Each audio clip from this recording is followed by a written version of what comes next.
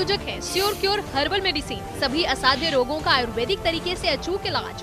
Pataliputra ANM और GNM training school, जो बनाए आपको करियर के अनुकूल।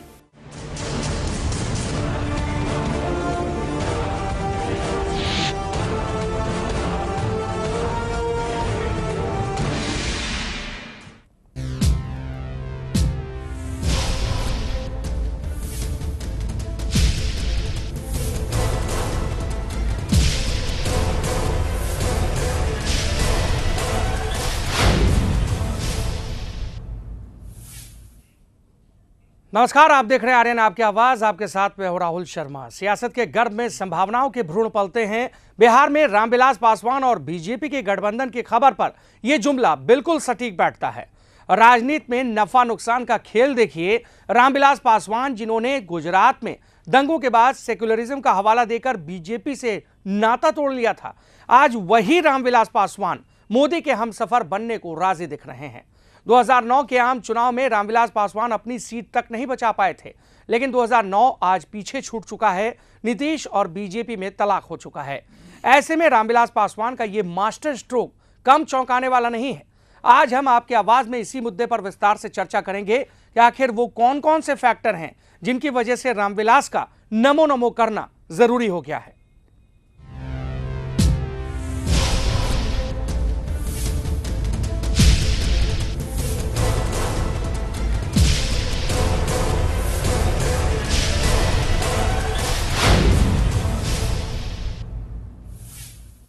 क्या रामविलास पासवान ने सत्ता की हवा को भांप लिया है? क्या रामविलास पासवान ये मान बैठे हैं कि जेडीयू, कांग्रेस और आरजेडी की स्थिति अच्छी नहीं है? ऐसे में उनके साथ गठबंधन उन्हें सत्ता का स्वाद नहीं चखा सकता, इसलिए उन्होंने अपने दुश्मन बीजेपी से फ्रेंडशिप के संकेत दे दिए हैं।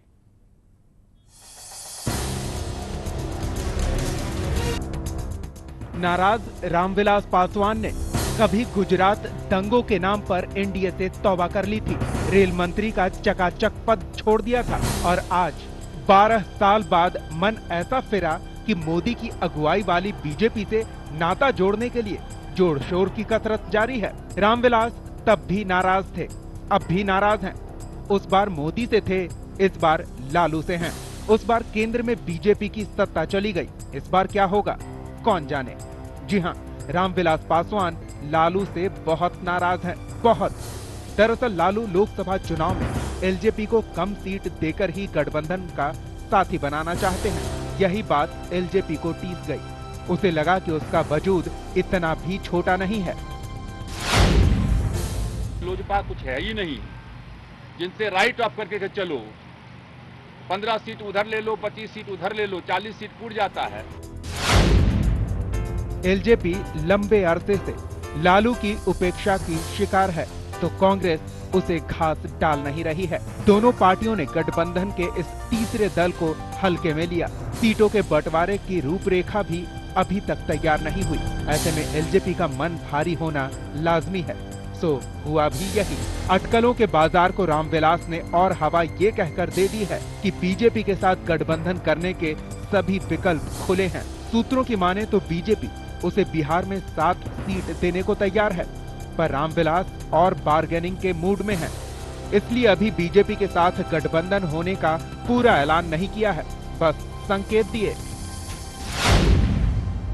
विकल्प हमारा खुल गया है, और उसमें जहां तक आपने कहा कि भाजपा के संबंध में कहा, तो पार्टी में जो सदस्यों की राय थी उसके विपरीत में भी नहीं थी।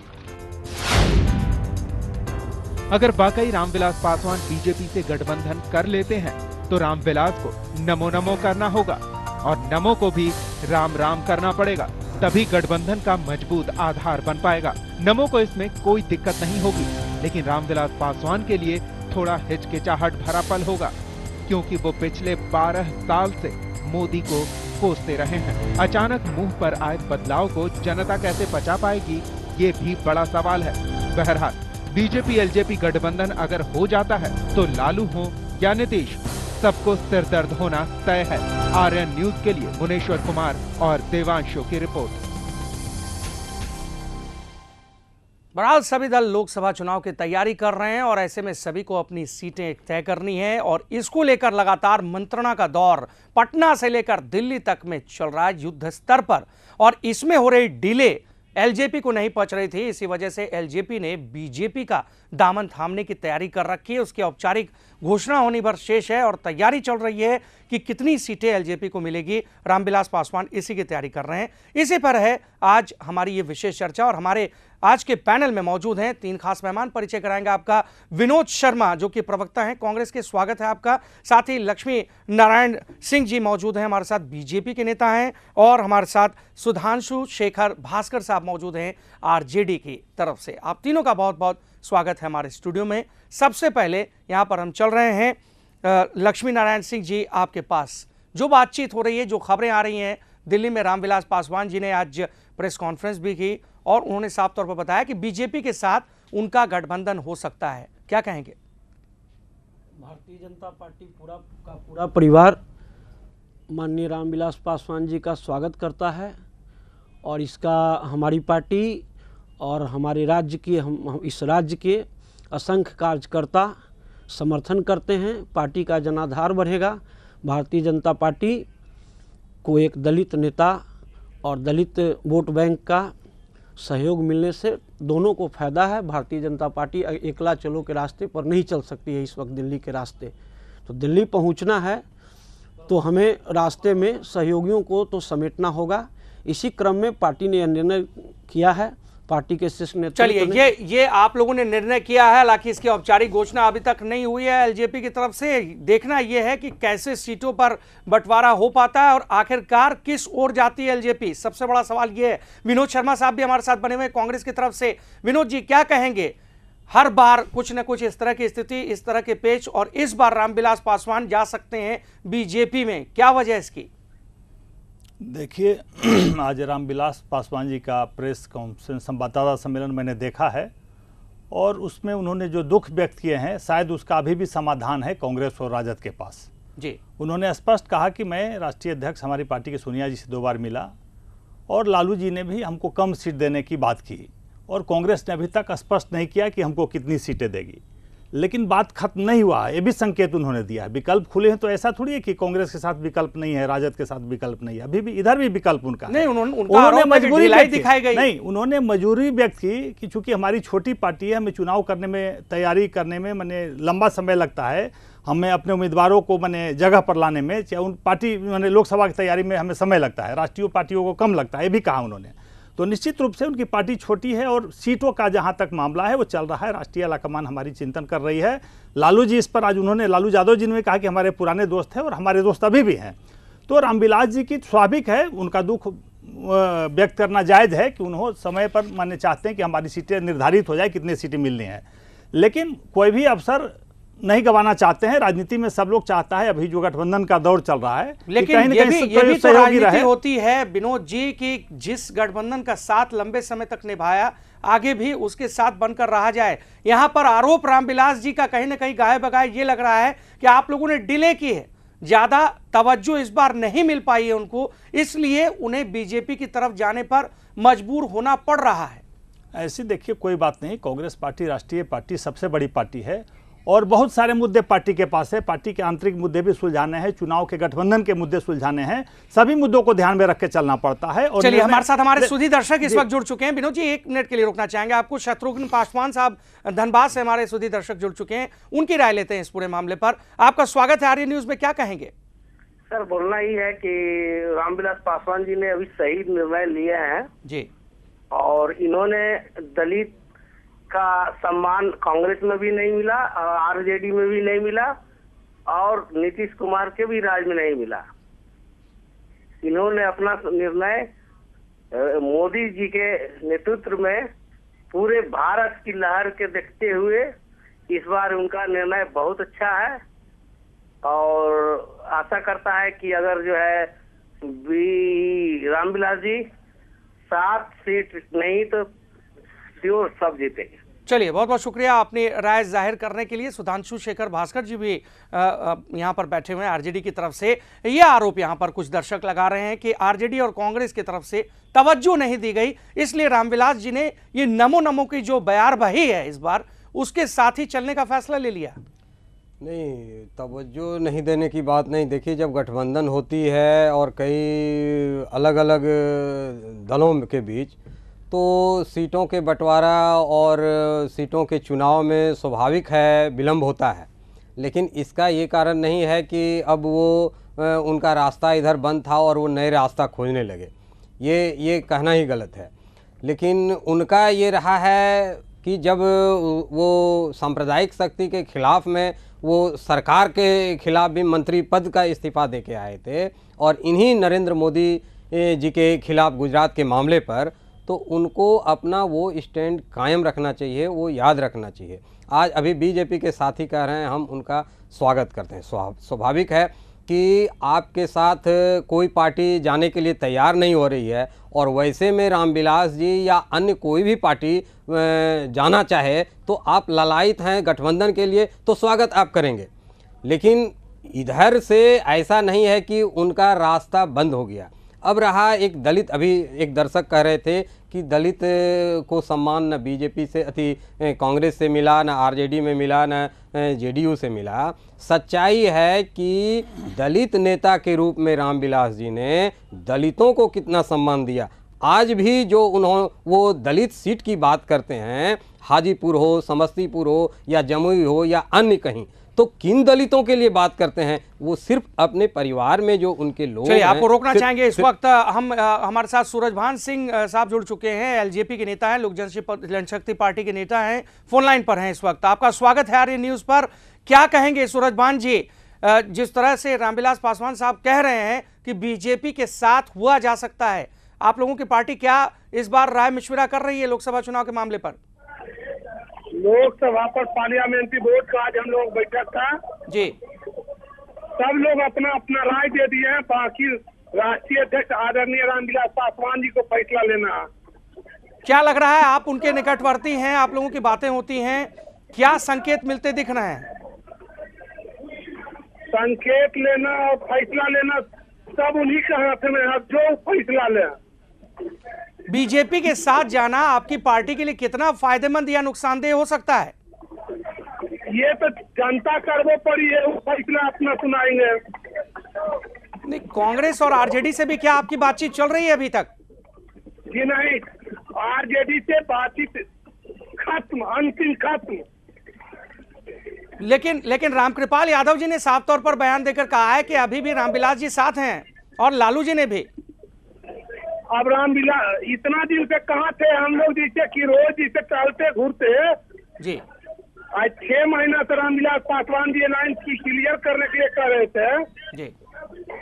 उनको आज तक जिससे की नींद नहीं खुली, अब जिसे खुला है जब गाड़ी स्टेशन से खुल गई। लेकिन क्या आपकी पार्टी पर ये आरोप नहीं लगेंगे? इससे पहले आपने सांप्रदायिकता के सवाल पर एनडीए का दामन छोड़ दिया था, खुद रेल मंत्री का पद ठुकरा दिया था रामविलास पासवान जी ने, और आज फिर उसी एनडीए के पास जा रहे हैं। आप ऐसा बता सकते हैं जिनको न्यायालय बरी कर दे सकता है, उस पर आप आरोप लगा सकते हैं? चलिए, न्यायालय की ओर से क्लीन चिट दी गई, ये हम भी उसका सम्मान करते हैं, लेकिन यहाँ साफ जाहिर है कि अब बीजेपी के साथ आपकी पार्टी जा रही है, क्योंकि आपने साफ कह दिया है कि ना आरजेडी ना कांग्रेस। तो बीजेपी के साथ जा रही थी, बीजेपी के साथ कौन नहीं रहे? मायावती नहीं रहे। हेलो जी, सुन पा रहे हैं। मायावती जी नहीं रहे, कि जैसे कि लालू जी नहीं रहे, कि नीतीश जी नहीं रहे, कौन नहीं रहे? चलिए, बहुत बहुत शुक्रिया अपनी राय जाहिर करने के लिए। सूरजभान सिंह, नेता लोक जनशक्ति पार्टी, ने साफ तौर पर कहा है कि बहुत देरी हो गई, 6 महीने से लगातार रामविलास पासवान तैयारी कर रहे थे, बिहार में लोकसभा चुनाव को लेकर पत्ते खोलना चाह रहे थे, आरजेडी से उनकी बातचीत चल रही थी, कांग्रेस से भी बातचीत चल रही थी, लेकिन बात नहीं बनते दिखने पर उन्हें एनडीए की ओर मुखर रूप से आना पड़ा है, और इसकी औपचारिक घोषणा भी हो सकती है कि कितने सीटों पर एनडीए के साथ बात बनेगी, बीजेपी के साथ बात बनेगी लोक जनशक्ति पार्टी की। हालांकि जो सूत्रों के हवाले से खबर आ रही है, 7 सीटों पर एलजेपी को जगह मिल सकती है। हाजीपुर से रामविलास पासवान को जगह मिल सकती है और जमुई से उनके पुत्र और संसदीय बोर्ड के जो अध्यक्ष हैं चिराग पासवान, उनको भी जगह मिल सकती है। बहरहाल हमारे साथ लक्ष्मी नारायण सिंह जी भी मौजूद हैं, उनके पास हम चल रहे हैं। लक्ष्मी जी, यहाँ पर तो सीधा सूरजभान जी का आरोप है कि ना कांग्रेस ने पूछा ना आरजेडी ने पूछा और इसलिए मजबूरी बन गई, हमें बीजेपी का दामन थामना पड़ा।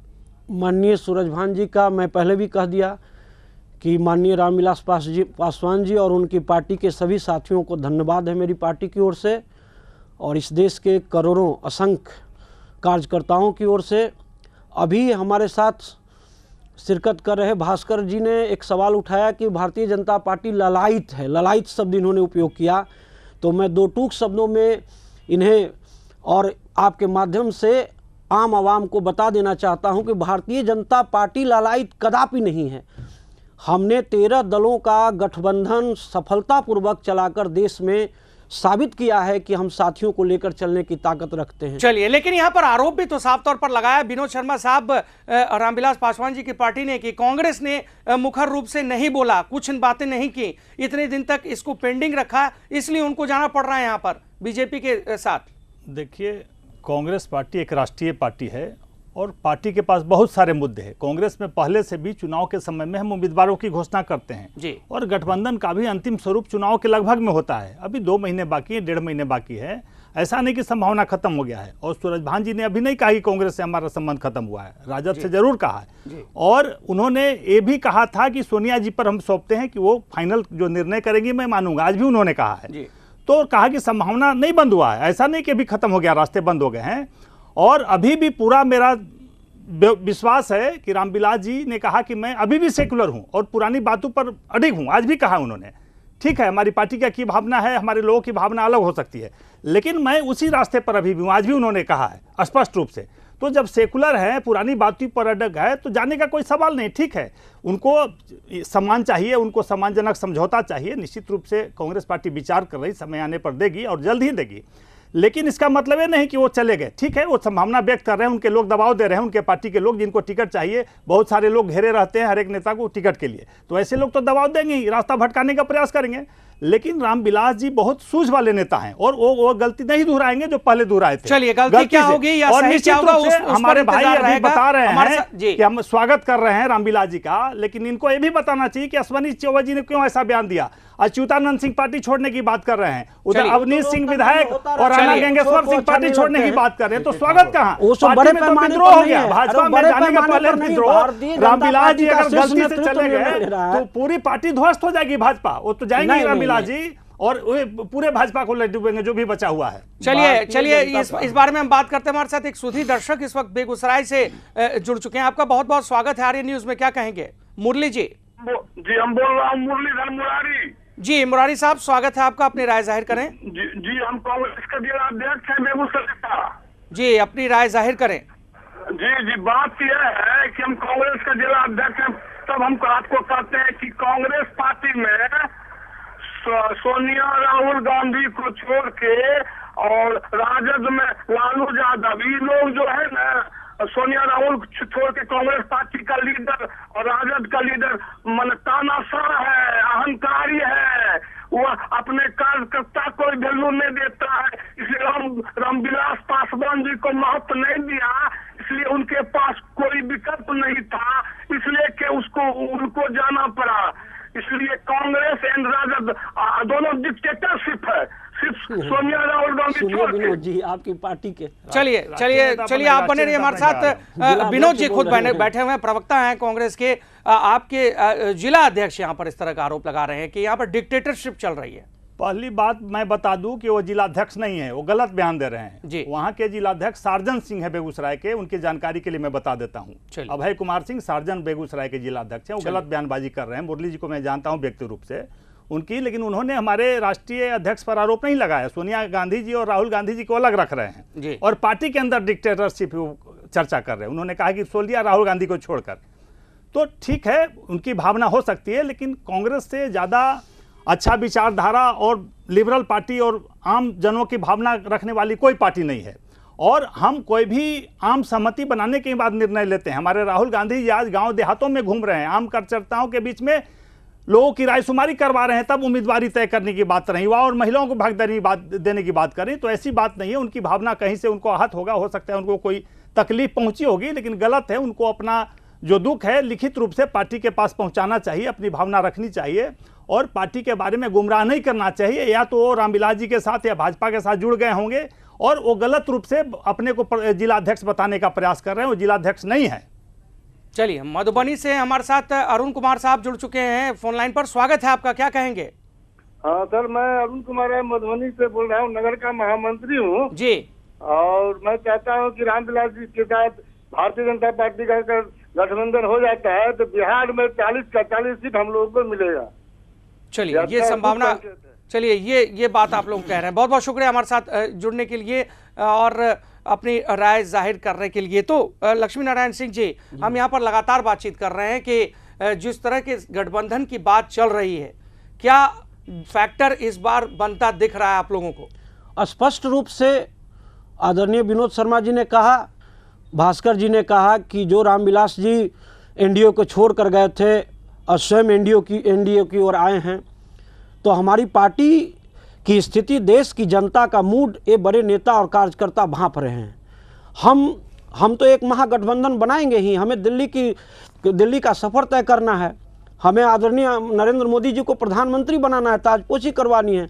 तो हमारे लिए सेकुलरिज्म का कोई प्रमाण पत्र लेके घूमे मार्केट में, जनता सर्वोपरि है। जनता कौन सेकुलर है, कौन सेकुलर नहीं है, ये जनता के हाथ में। आदरणीय नीतीश जी आज सेकुलर बने बैठे हैं और हमारी पार्टी के नामों सब कुछ होती है, इससे भी इनकार नहीं किया जा सकता है। जनता अपनी राय करती है और जनता ही सब कुछ बताती है। हमारे साथ इस वक्त अगले दर्शक मोतिहारी से जुड़ चुके हैं। संतोष जी, आपका बहुत बहुत स्वागत है आर्यन न्यूज पर, क्या कहेंगे?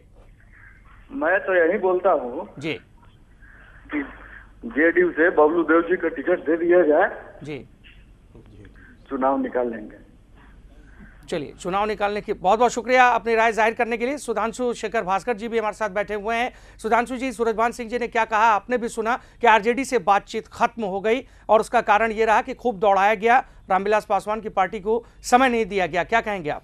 ये आरोप देखिए रामविलास पासवान जी जब चुनाव हार गए थे जी, उनके पास विधायकों की भी संख्या नहीं थी कि वो दिल्ली तक जा सकते थे।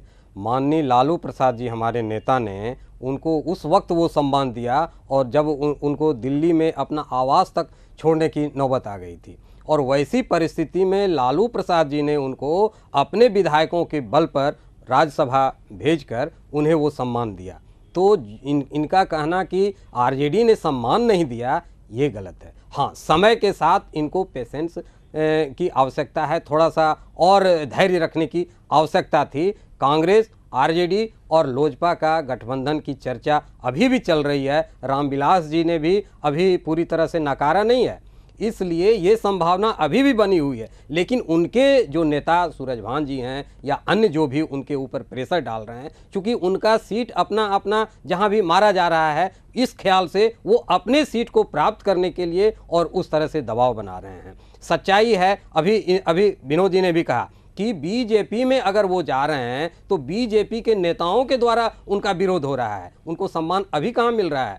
चाहे अश्वनी जी हों, सीपी ठाकुर जी हों और कई अन्य नेता। अश्वनी जी तो अभी दिल्ली से लौटकर भी पटना में आकर पुनः उन्होंने विरोध किया है।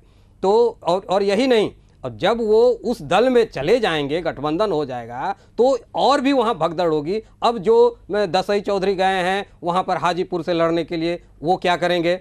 जो संजय पासवान जी इनके राष्ट्रीय मोर्चा के अध्यक्ष हैं, वो समस्तीपुर लड़ना चाहते हैं, वहाँ रामविलास जी का भाई रामचंद्र पासवान जी का टिकट ओके होगा, तो वहाँ पर वो क्या करेंगे? तो भगदड़ की स्थिति वहाँ मचेगी, वहाँ कोई संतुष्ट नहीं हो पाएगा। क्योंकि रामविलास जी भी जो राजनीति करते हैं वो पूरे दलितों की राजनीति नहीं करते हैं, और बिहार के पूरे दलित महकमा, दलित समुदाय उनको अपने नेता के रूप में स्वीकार किया नहीं है। वो दलितों में से एक वर्ग की राजनीति करते आए हैं, उसमें भी अन्य जो है जो टिकट पर आते हैं इनके परिवार के लोग ही आते हैं, तो बाकी लोग चलिए बाकी लोगों को एडजस्ट कैसे किया जाएगा, ये सवाल आप उठा रहे हैं। सुधांशु जी, हम बात करते हैं इस पर। हमारे साथ विनोद जी सुपौल से जुड़ चुके हैं, अगले दर्शक। स्वागत है आपका, क्या कहेंगे?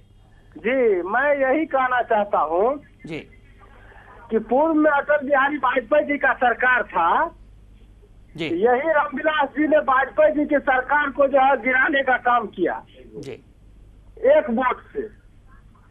अब उसके बाद राजद में आए, राजद के साथ गठबंधन किए, लालू जी को लेके डूब गए, नीतीश जी को यह सरकार बनाने का मौका दिया जी, और फिर अब यह बीजेपी में गया। हम लोग मानते हैं कि बीजेपी को इस बार लेके डूब ही जाएंगे।